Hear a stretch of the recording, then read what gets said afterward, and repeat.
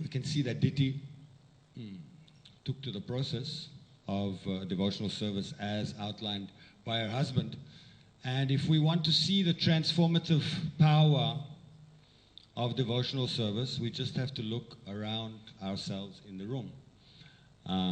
Speaking from my personal perspective, I was engaged in all kinds of abominable activities, and by coming into contact with the devotees of the Lord, these things are mitigated somehow, and we have a chance to purify our lives. So, Srila Prabhupada, what he did is he headed for the most materialistic country in the world when he set off for his preaching mission. And within that most materialistic country in the world, he headed for the people who made a religion and a philosophy out of breaking the four regulative principles. They made a philosophy out of that activity. Basically, their mission was to enjoy. And even Srila Prabhupada did this, he still transformed these people and still transformed all of our lives by his teachings and by giving us the proper instruction, guiding us in the practice of devotional service.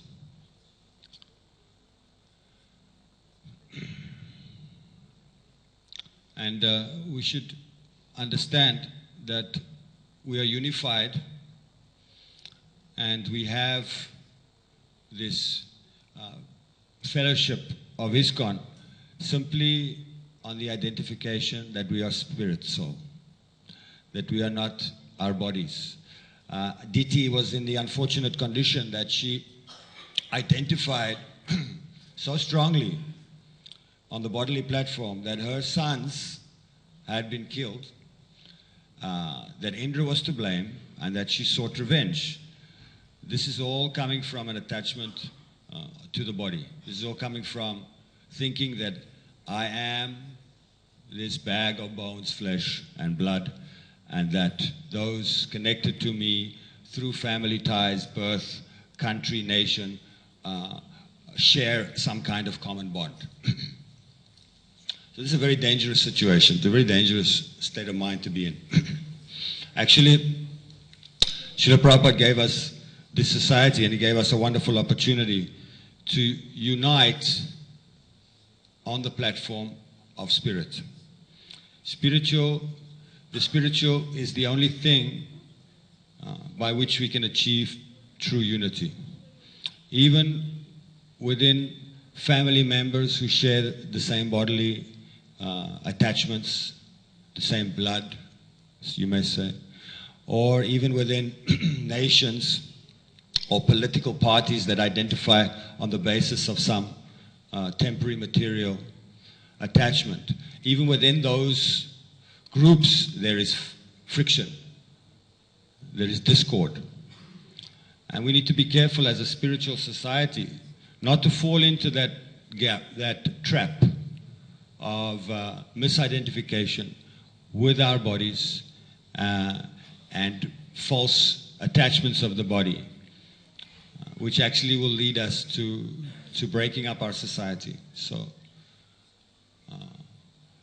very dangerous state of mind to be in, to be identifying with the body and with so-called family members or countrymen like that. So Diti is having this sinful desire, and she cannot control this desire even though she's an elevated person.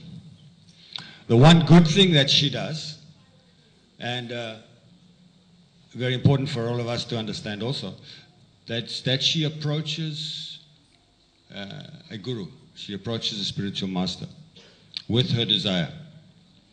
So she has a desire to kill Indra.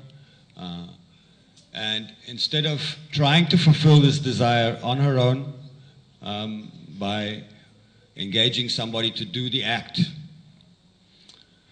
she is very fortunate in that she approaches her guru, her husband, and she asks for help.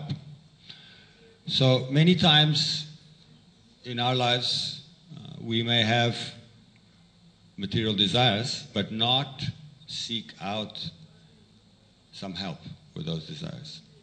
We may keep them within the heart, try to suppress them, which ends up anyway in us developing more and more difficulty from that suppression, and most likely eventually ends up in us acting on that desire at some point. So if we want to be serious about avoiding acting on our material desires, very important thing for us is to share that with somebody else. A problem is not a problem if we seek help with it. If we keep it inside, we don't seek guidance or counseling, chances are that we will try to fulfill it on our own, whatever that desire may be. We'll try and do it in a sneaky way, without hoping that we will avoid detection. And ultimately, fulfillment of any material desire which is contrary to our spiritual development is going to perpetuate more of the same. It's going to perpetuate more desire. And we'll end up in a cycle of fulfilling our material desires and them expanding and ever increasing. There's a very nice story, example, which is given by my Guru Maharaj, His Holiness Jayapataka Swami, in one class, where he said that a story about a sage who had one kopan.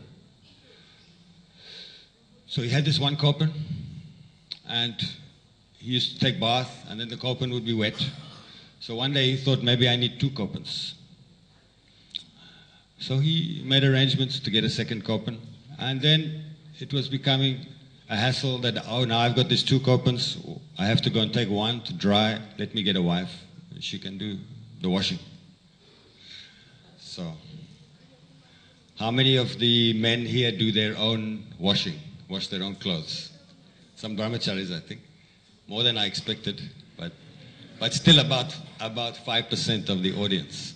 So, so this sage was thinking in the same way, let me get a wife. So he got the wife. Then the wife said, my dear husband, I need a place to live. So no more living under the tree, let's get a house. So he made a small cottage. Wife said, my dear husband, I need some land to grow the food. We need to eat.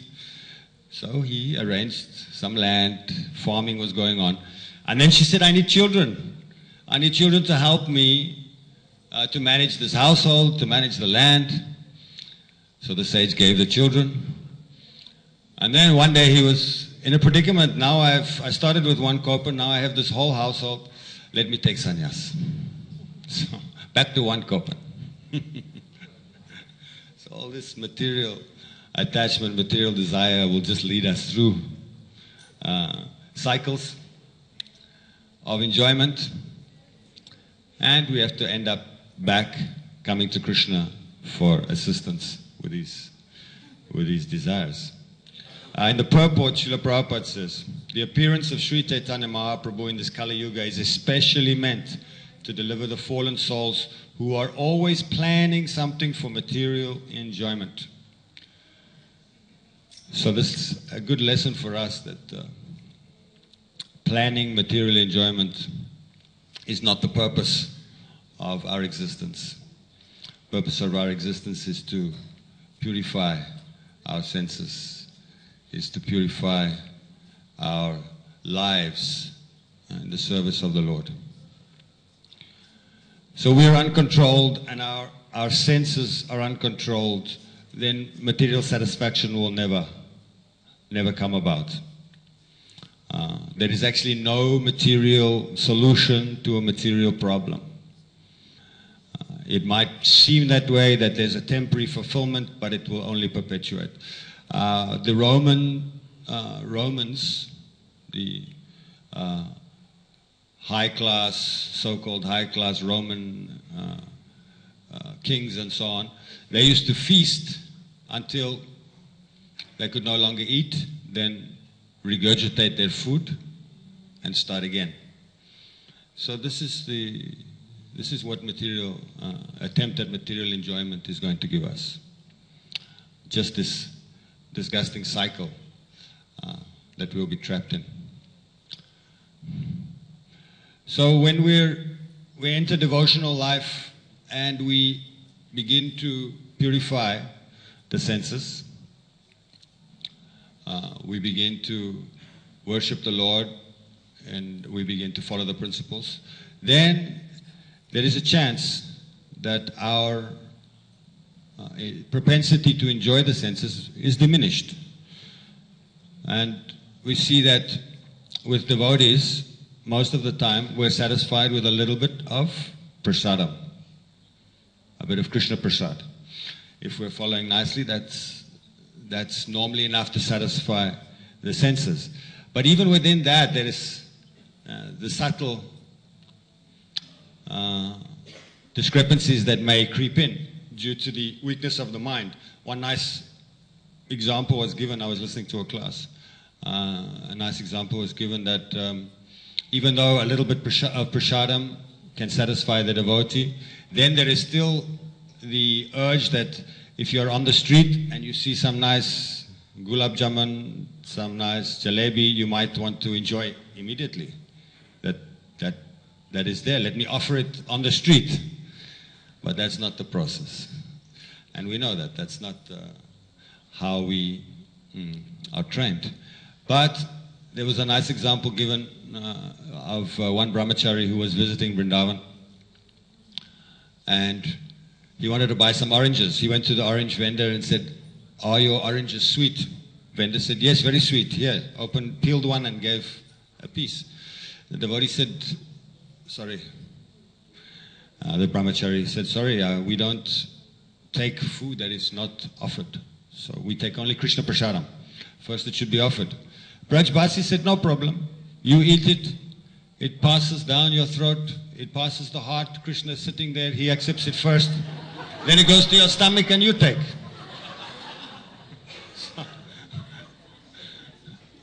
So I was thinking that, even after hearing this, then what the mind is going to say. Brajbasi. This is an instruction coming from a Brajbasi. No?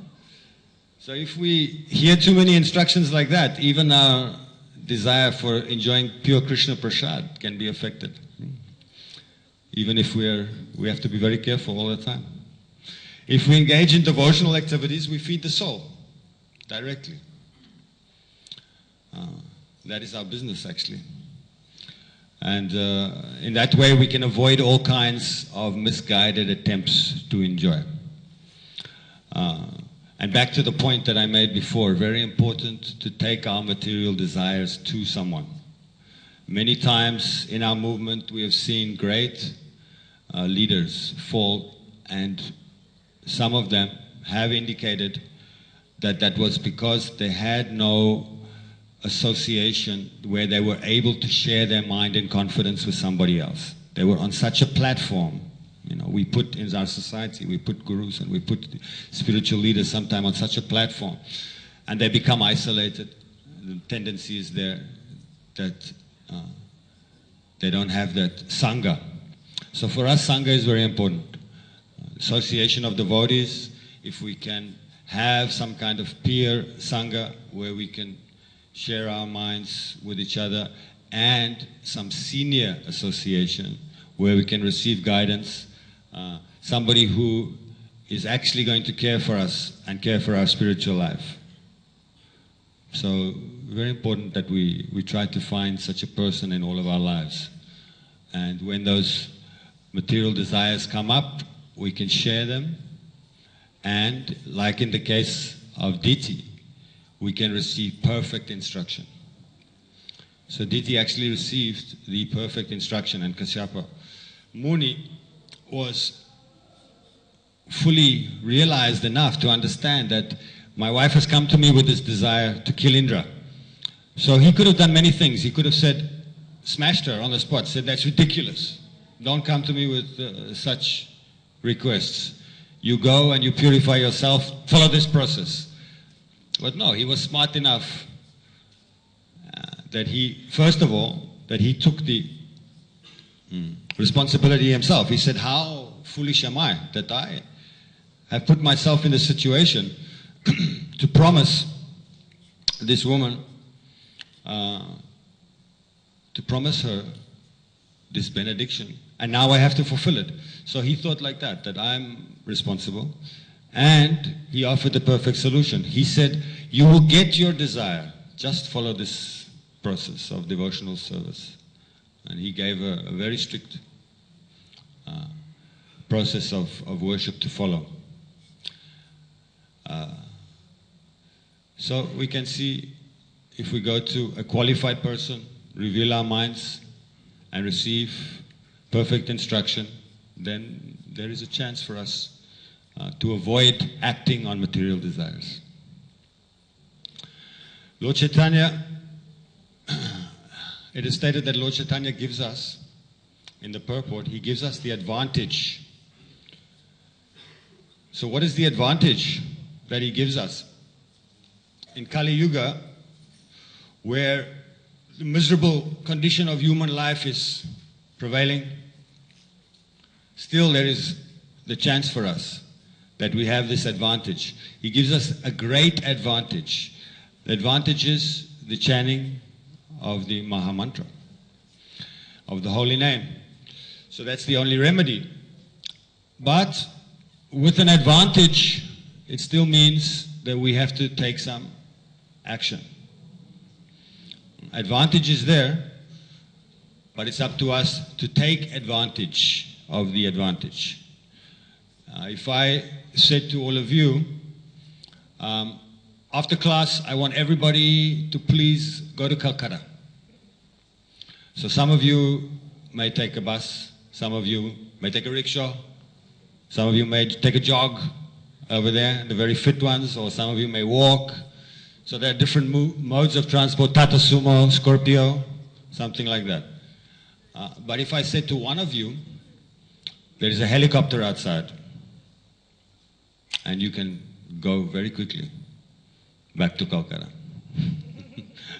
So if you get into the helicopter, you have the advantage. If you don't, you have the same playing field as everybody else. You have the same access to the same tools everybody else has. But the holy name is there. Lord Chaitanya gives us this advantage, and it's fully up to us to take it.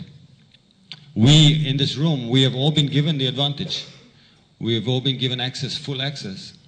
We are in Mayapur Dham. We are in the most spiritually charged place in the universe. We have full opportunity, full advantage. So let us all take advantage of this advantage in Mayapur and in our spiritual lives to perform devotional service in its purest form, to chant the holy names, and in this life itself, to go back to Godhead. In the purport also, Prabhupada mentions that there is no loss or diminution on this path.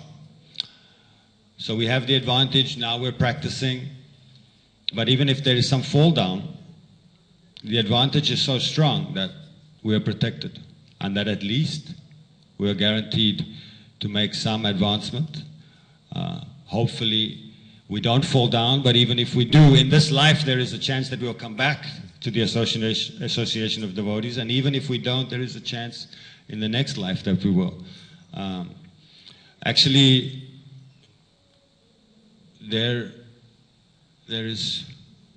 it's very important for us right now that we try to go back to Godhead in this life. That is actually the goal. But Lord Chaitanya's mercy is there for 10,000 years. So for 10,000 years you have a window. Better not try and push your luck and see what happens next birth. See, also, Srila Prabhupada in the purport mentions that practicing Vaishnava principles to a small extent can save one from the greatest danger of material existence. And what is that danger? What is the greatest danger of material existence? Somebody knows? Yes. Yes. Losing our human form of life. So, it's a very serious thing. If we lose the human form of life, it means that we no longer have access or guarantee that advantage is available to us. It may come, it may not come, but in the human form of life, we are guaranteed that we have a chance. We have a chance. Better to take it this life. And then Sri Isopanishad, Mantra 8, there is a nice excerpt in the purport. Sri Isopanishad describes him as Sudam, antiseptic, and Apapa Vidham, prophylactic. He is antiseptic in the sense that even an impure thing can become purified just by touching him. The word prophylactic refers to the power of his association. As mentioned in the Bhagavad Gita 9:30-31, a devotee may appear to be Sudurachara, not well behaved, in the beginning, but he should be accepted as pure because he is on the right path. This is due to the prophylactic nature of the Lord's association. The Lord is also Apapa Vidham because sin cannot touch him. So Diti was practicing Krishna consciousness, and it was so powerful, her practice, that even her unborn child was fully protected by this practice of Krishna consciousness. And that her impure desires, by coming into contact with the Lord and the process of devotional service, were purified. Because the Lord is antiseptic and prophylactic. So he purifies, and prophylactic means he prevents us from acting, or he prevents the worst case scenario from happening. In this case, the killing of Indra. So actually, everyone is benefited by the practice of Krishna consciousness. Diti is purified. Kasyapa is excused from committing or being an assistant in committing the most abominable act of killing Indra. Diti's children are protected. Diti receives 49 demigods as her children instead of one demon ready to kill Indra. So how much benefit is there by practicing Krishna consciousness? Amazing. Indra himself is spared from death. He also apologizes for his abominable act of trying to kill the unborn child. And everyone makes spiritual advancement. So Kasyapa Muni's instruction to his wife is amazing because it satisfies all concerned and benefits all concerned. Devotional service is like that. It's that purifying. That by one person performing that devotional service, so many lives are affected. So much is purified.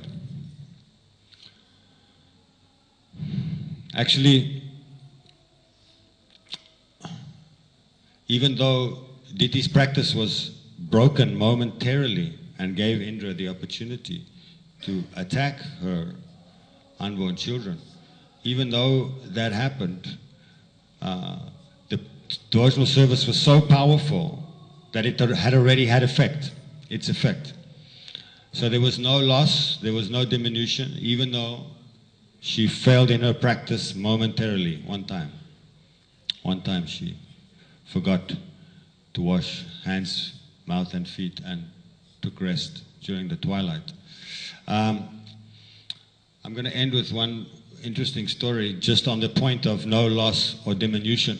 When I was one time about 15 years ago in Soho Street, I was working at the reception, And a young boy came in, about 7 or 8 years old. He ran in Western Boy in London. He ran in off the street screaming, "Is this Krishna's house? Is this Krishna's house? Where is Krishna?" Very excited. So we were taken aback. Some couple of devotees on the door, and we didn't know what to do. He was alone, also no parents. So we started to speak to him. Yes, this is Krishna's temple. Krishna, the deity, is upstairs, and he was like actually beside himself, like kind of ecstatic. And then his parents walked in, and they said, "Oh, excuse our son." So we said, "No, he's fine. He's just running here looking for Krishna, and actually this is the temple." So we asked them where they were going, what they were doing. They said, "No, we are just on the way to the bar to have a drink, the pub, going to the pub to have a drink, and we're taking our son along." So we asked them a few questions. What happened? Why he's so Krishna conscious, or why he's attracted to Krishna? And they said, "No, he has some friends in the neighborhood who are Indian family. And he went to their house one time and saw the deity of Krishna they have. And since then he's obsessed. He's got pictures, every picture he finds of Krishna, he's got all over his walls in his bedroom." So it was amazing. We started, then the parents said, "Okay, we're going to the pub," and we said, "Yeah, we'll look after him." So for about an hour, he was in the temple. And we said, "Do you want to see the deity?" And he said, yes, but I haven't taken bath yet. He said, "I know that I should take bath before seeing the deity. I have to clean myself." And he had so much knowledge, actually many more things he knew. He was telling us. And eventually we took him to the temple and gave him a songbook, and he wanted to hear kirtan, so we did kirtan together. And it was a very amazing experience, How this young boy is not even born in the family of Brahmanas, he's not even born in some high-class wealthy family, just some middle-class, normal people, normal English London people. But he had one darshan of the neighbor's deity, and he became completely obsessed with the Lord, and in complete ecstasy, thinking only of Krishna. Amazing. So it's very powerful, and he was taking full advantage of his advantage. Let us also do the same, practicing our Krishna consciousness. I'll end there, and if there are any questions or comments, thank you. Yes, Prabhu?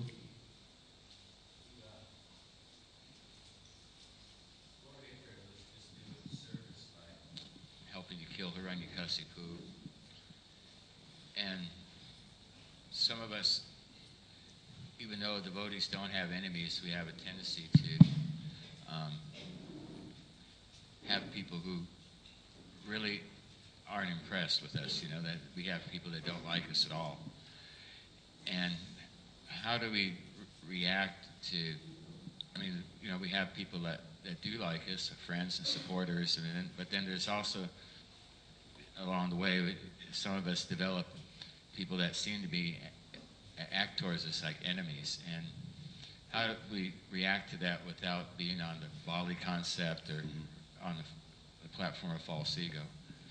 So the first thing is, in my understanding, is that we unite with those close to us on the platform of spirit. So we understand the Shastra, we understand that we are spirit soul, and we seek to keep close to those who are on the same path and take their association and guidance. At the same time, a devotee sees or should see everyone equally, friend, enemy. We should see everyone as spirit soul. We should see everybody as a servant, potential servant of the Lord. So even enemies are there, and it's difficult to keep that kind of consciousness. It's very important to do so. And when it's difficult to see everyone equally and to see the spirit soul and see Krishna in your enemies, then it's better to take association of those who are not inimical, to get Sangha, to get association, and not to see them, not to focus on them, to focus on those who are close to us, focus on our alliances which are based on the spiritual.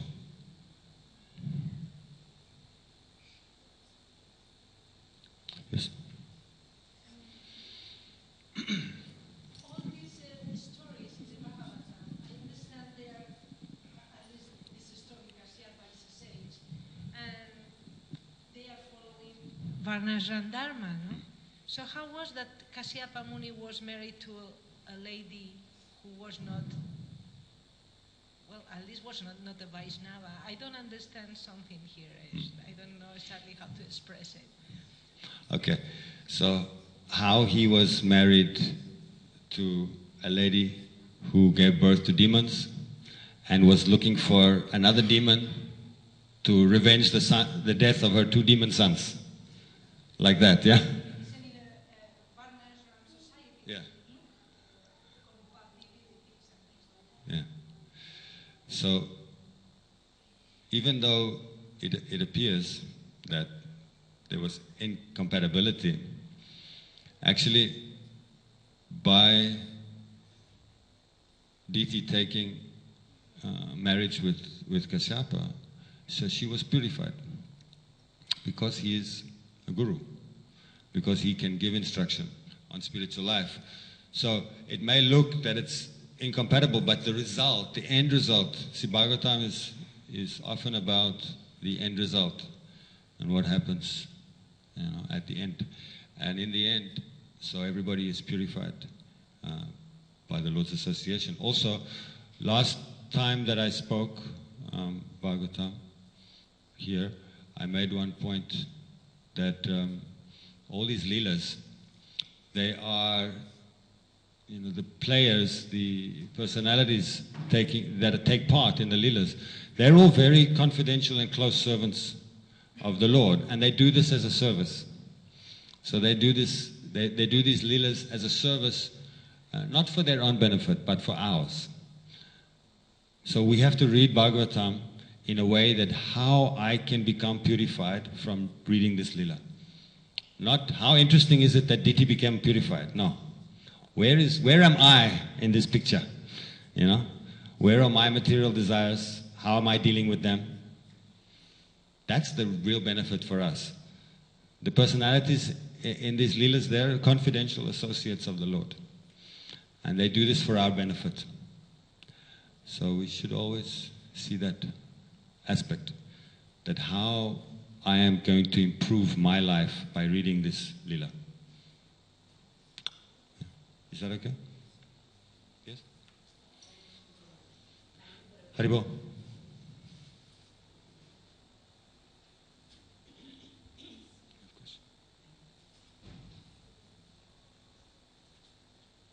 Prabhuji. Prabhuji, you have said that there should be somebody whom we can reveal our heart. Yes. That was very beautiful one. As we all are in the conditioned world, in Maya, nobody is in a favor of anybody, especially when it comes to devotional progress.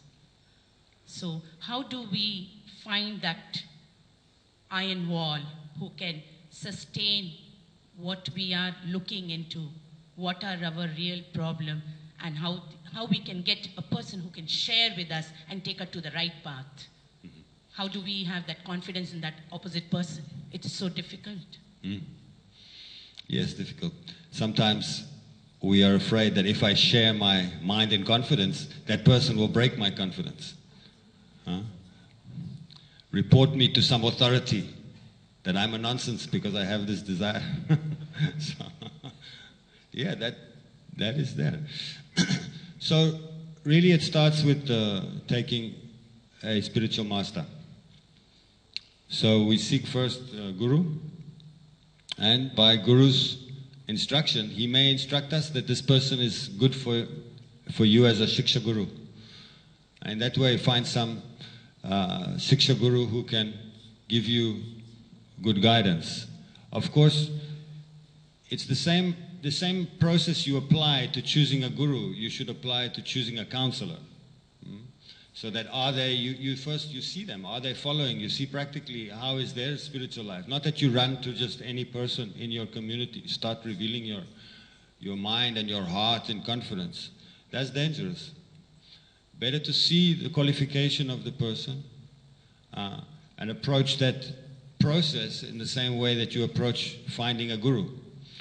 Fortunately, I have quite a few devotees who I can turn to, and I've developed those relationships over time. So it might be that you want to develop relationships for some time and then see that gradually you will see that this person is amazing in his practice and his adherence to the principles, and then that may become self-evident to you.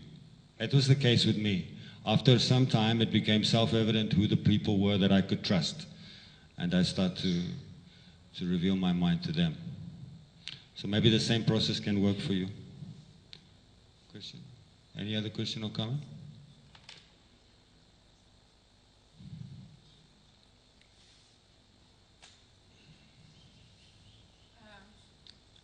My question is kind of related to the previous question a lot. It's just I'm thinking, when you spoke about taking shelter from senior devotees, I personally find it really difficult to approach them because they are or busy or they're sick, you know. The Guru Maharaj is so sick, you know. I find it really difficult to approach them. And then I end up just going into Bhagavatam, you know, searching for my, you know, answer. Yes, so... It's really difficult. I find it really hard. Okay. We have these people, but it's hard to approach them. I'll give you some practical advice. Are you going to be in Mayapur for some time? Yes? Yes. Okay. So in that case, you may approach the temple authority, wherever you are, and say that I need some assistance. You don't have to reveal your mind to that person, but I need to reveal my mind to somebody I'd like, some association, and they can provide you with some connections. In Mayapur, we have a system like that. We have a department that can do that. You can even come and see me, my office, and I'll help you to find a suitable guide for you. People who are very confidential. I know them, and they can help. It may be that you don't know enough people that can help you. So practically, that can be done. So do come and see me. Thank you. That's all. Thank you very much. Srimad Bhagavatam ki Hare Krishna.